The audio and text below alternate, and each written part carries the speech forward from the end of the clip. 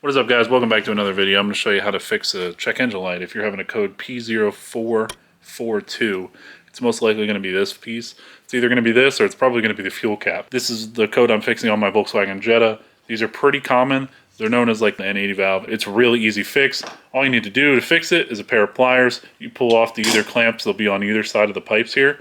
You pull off either clamp, put on the new fitting, and boom, you're off to the races. Clear the check engine light and go on about your day. Here's the code we got going on. It's a evap emissions leak detection, small leak, P0442. Pretty simple code. It's the only code I have, no other codes stored. And there's our check engine light right there. All right, so we're gonna come over the hood. One of the actual issues with this is whenever I fill up the fuel tank, the car won't crank up. Like it'll crank, but it'll never actually fire. And the number one usual cause for this when you have that code is this valve over here on the back of the motor.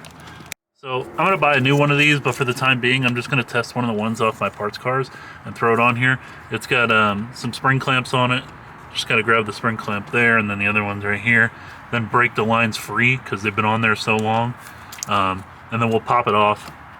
All right, so we got the old one off. I double checked the part numbers to make sure they're the same. We already put the new one on. I got the clamps all installed. I'm gonna pop it back onto this holder that holds it down. Another way you can test these is they make a loud clicking noise when they actually work, and you'll be able to hear it. It almost sounds like a diesel engine. I should have recorded it beforehand, but this one wasn't clicking at all. But I'll record this one so you can actually hear the clicking and hear it. Now let's go inside and make sure the car still starts up now that we replaced this. We're inside, we're gonna start the car up, make sure it still cranks. And it fires up with no hesitation. Before, if you would fill up the gas, it wouldn't start at all. And then other times it would just hesitate to start after driving for a long time. But now we have no hesitation, fires right up. We still have to check engine light because I haven't cleared it yet. But let's go out there and listen and see if we can hear the clicking.